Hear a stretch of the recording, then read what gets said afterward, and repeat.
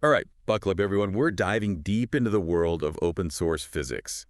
Specifically, we're heading to Singapore. Singapore! Yeah.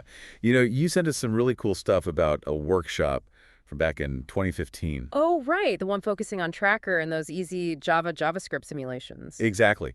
It's almost like a time capsule, showing how these tools were already changing the game in physics education way back then. Yeah, it's amazing how much things have changed. And even back then, they were on the cutting edge. Right. So we're going to be looking at this webpage that lays out like this 4-day intensive workshop they held. It's all about helping teachers bring physics to life. Not just to life, but out of the textbook, making it an actual experience for students. Totally. And you know what else is wild? What's that? The workshop had some serious heavy hitters backing it. Like, we're talking the National Research Foundation, the Ministry of Education, even the National Institute of Education. This is a big deal. Oh, absolutely. Singapore was clearly serious about incorporating technology and open source resources into education. I mean, they wanted their teachers to have the best tools out there. No kidding. And speaking of teachers, Yeah. it wasn't just any teacher who could waltz in. Right, right. Only 60 participants were selected. Super selective. So we've got this hand-picked group of educators all gathered for this intense workshop. What exactly were they trying to achieve? So their main goals, there were actually two of them.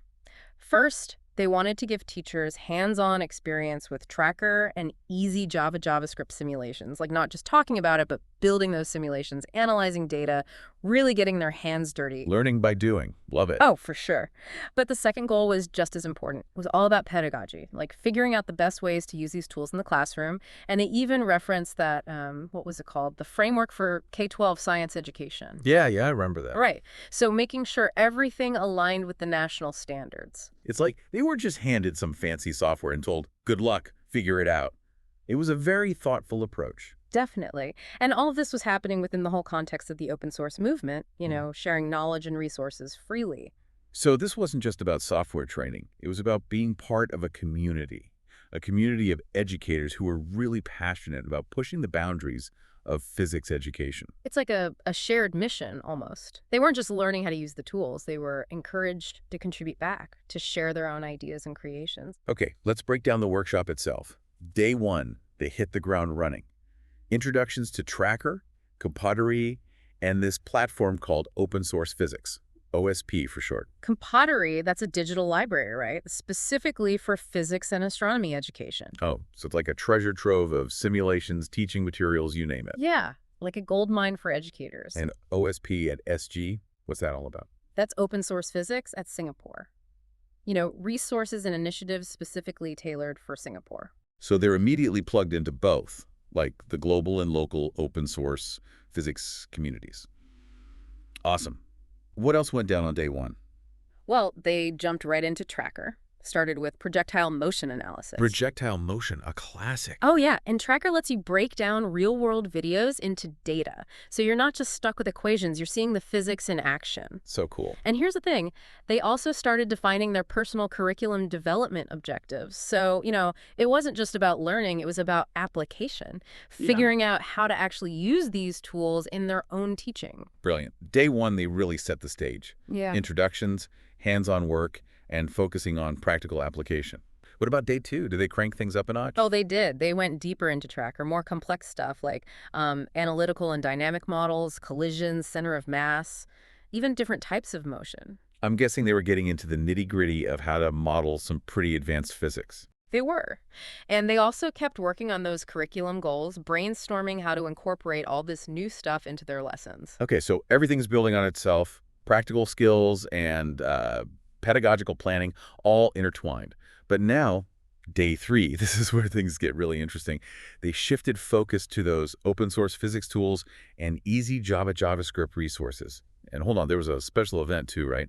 A public lecture at the National University of Singapore by Professors Douglas Brown and Wolfgang Christian. Talk about rock stars. These are the creators of Tracker and open source physics. Can you imagine being in that room, learning from the very people who built these tools? It wasn't just a tech talk either, It was about their vision. The power of open source to revolutionize education. Did they mention anything about the professor's background? Oh, yeah. So Professor Brown, he's an emeritus professor of physics at Cabrillo College, super experienced in physics education. He even developed a photovoltaics course, which shows he's really into innovative teaching methods. Wow, he's not just a tech genius. He's passionate about teaching itself. What about Professor Christian? He's equally impressive. So he's the Brown Professor of Physics at Davidson College, a leader in computational physics and, physics education in general. He's won tons of awards for his work. So they had a room full of brilliant minds. Okay, on to day 4, the grand finale. What did they have planned? Day 4, it was all about synthesis, bringing everything together. They had this expert-level workshop using both Tracker and easy Java JavaScript simulations, tackling even more complex physics problems. Pushing the limits of what they could create? Exactly. And remember how we talked about the workshop being hands-on? Well, day 4, they took it up a notch. Get this. They did a Barbie bungee jump. Hold on. They bungee jumped a Barbie doll. Well, not a real bungee jump. They simulated it. They used water bottles as the bungee cord. That's brilliant. Combining creativity and physics in such a fun way. Right. And they used their physics knowledge to model the jump in Tracker and easy Java JavaScript. That's a fantastic way to end 4 days of intense learning and collaboration. And remember, they were sharing all their curriculum materials in TRZ and zip files, contributing back to that open source community so others could benefit from their work. The beauty of open source in action. Learning, creating, sharing, all to improve education for everyone. Exactly. It's clear this workshop really fostered that sense of community, everyone working towards a shared goal. So we've talked about who was there, what they did, even how they did it. But what do you think was the most impactful thing about this experience for those participants? That's a good question.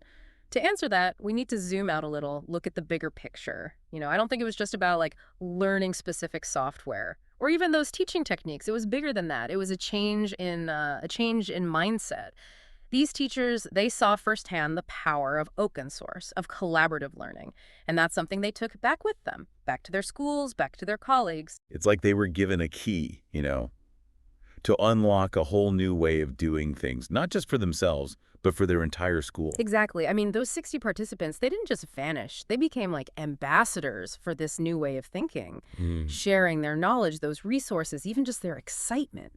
And all those curriculum materials they created, shared. Mm-hmm. It's a real legacy. Yeah. It's still impacting physics education even today. Oh, for sure. I bet those materials sparked so many new ideas. Other teachers probably adapted them, refined them, and ultimately, who knows how many students were reached? That's the magic of open source. It keeps on giving. And it's not just about the actual curriculum, right? It's also about building a culture of collaboration, of innovation within the whole education community. Mm-hmm. Teachers learning from each other, sharing their wins and their struggles. It's a constant evolution, Yeah. Pushing those boundaries of what's possible in the classroom. Right. This workshop, it wasn't just a one-time thing. It was a spark. Totally. A catalyst for change, that's what it was. Yeah. It's kind of amazing how one well-designed workshop can have such lasting effects. We tend to focus on those immediate results, but this deep dive, it shows the importance of those long-term kind of ripple effects. Like planting a seed. The workshop itself might be over, but the ideas, the practices, those keep growing. And let's not forget, change often starts with passionate individuals, right? Those who challenge the way things are done. Absolutely. Like Professors Brown and Christian with their commitment to open source physics, they could have kept it all to themselves, but they wanted to share it, to create a movement. And we can't forget the workshop organizers. They had the foresight to see the potential of these tools. Right. Oh, yeah. Give them credit. It shows what can happen when you bring together the right people, the right resources, and a shared passion for education. Okay, so we've talked about the impact, but there's another thing I've been wondering about. You mentioned how Tracker and easy JavaScript simulations help teachers bring physics to life for their students. Can you, unpack that a bit? What makes these tools so effective for teaching physics specifically? One of the biggest hurdles in physics education is that gap, the gap between those abstract concepts and the real world. Students, they struggle to connect those dots sometimes. Yeah, I get that. It can feel like physics is happening in a textbook, not in their everyday lives. Exactly. And that's where Tracker and those easy JavaScript simulations come in. They make physics, they make it tangible, interactive. Students can experiment, change things up, and see what happens. So instead of looking at a diagram of a projectile, they're analyzing videos of real things in motion. Right. They're pulling out data. They're seeing those concepts play out in the actual world. And with those simulations, they can build their own models, change different parameters, see how that affects the outcome. It's like turning physics into a game, a puzzle, a world to explore. Love that. And when students are engaged like that, they're going to learn more, remember more. Oh, definitely. And that deeper understanding, that can spark a lifelong love of physics. It's not just a subject anymore. It's a way of looking at the world. This deep dive has been amazing. We've gone from this one workshop in 2015 to talking about the future of physics education, the power of open source, the potential of these incredible tools. But there's this one question that keeps popping up for me. Okay, I'm curious. What is it? We've seen how open source physics was thriving in Singapore back then. But where do things stand today? How has physics education changed? And what's the role of open source tools in shaping its future? That is the question, isn't it? Like peering into a crystal ball. I mean, I don't have all the answers, but we can definitely talk about some of the trends that are shaping things today. All right, let's put on our futurist hats. What are the big changes you've seen in physics education since 2015? Well, the first thing that comes to mind is technology. It never stops, right? Okay. Like virtual reality, augmented reality, even AI. These things are changing how we experience information, and education's no different. So no more just reading about physics. Students can actually step into a virtual world, run experiments, all that. Exactly. Imagine simulations that feel like a real lab. They can, manipulate objects, test hypotheses, all in a safe environment. It's like a physics playground, but virtual. What about augmented reality? How's that playing a role? Augmented reality, it can bridge the gap between the physical and the digital. Think about it. Students could use their phones or tablets and overlay physics concepts onto their surroundings. So point your phone at a bridge and see the forces at work. Exactly.